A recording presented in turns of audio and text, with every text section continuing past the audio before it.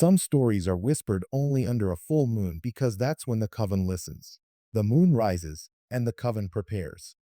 Whose soul will the shadows claim? Welcome back to the Cluck of the Coven, my little night chicks, where every feather hides a secret and every shadow crows your name. Brought to you by the Haunted Hatchery, the only place brave enough to sell cursed candles and bewitched birdhouses.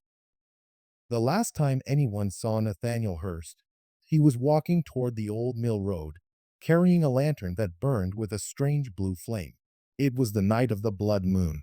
That night, the town of Elders Hollow had gathered for the Lunar festival, a local tradition meant to ward off the coven that, according to folklore, once ruled the valley. But when dawn came, the air was heavy and sour, and Nathaniel was gone. The only thing left behind was the lantern, shattered at the base of a dead oak, and a mark carved into the bark, a spiral of feathers and crescent moons, bleeding sap like tears. No one in Elders Hollow wanted to admit it, but the old stories were back, and they had chosen a new offering.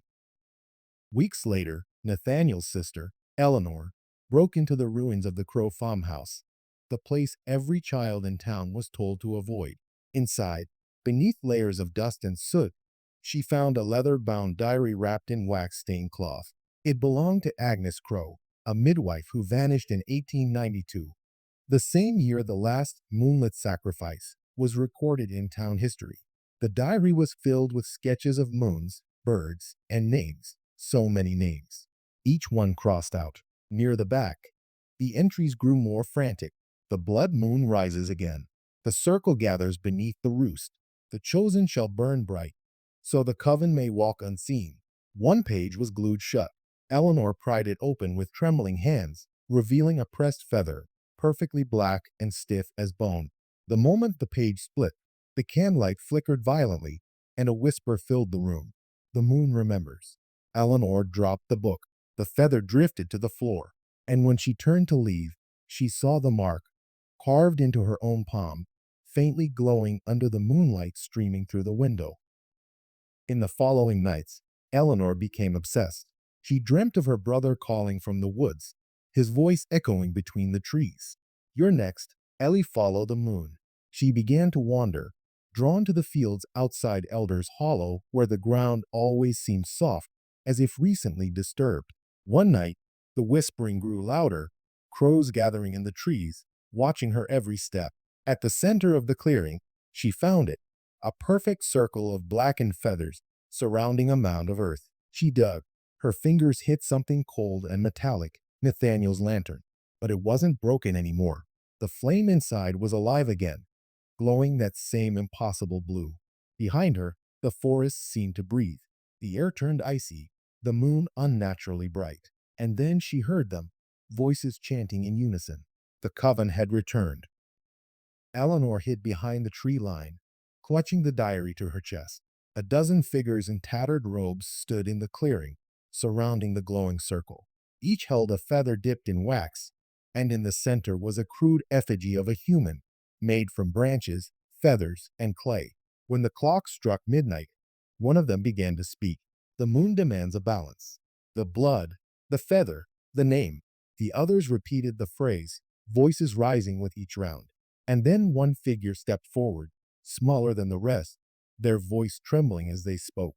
It was Nathaniel. His eyes glowed the same pale blue as the flame inside the lantern. "The sacrifice was made," he said, "but the circle is not yet complete." Eleanor couldn't hold back a sob. Every head turned toward her. The chanting stopped. The effigy fell apart into ash. And then Nathaniel's voice came again, quiet and cold. "The moon has chosen." The coven began to move toward her, and in that moment, she realized the mark on her hand wasn't a curse.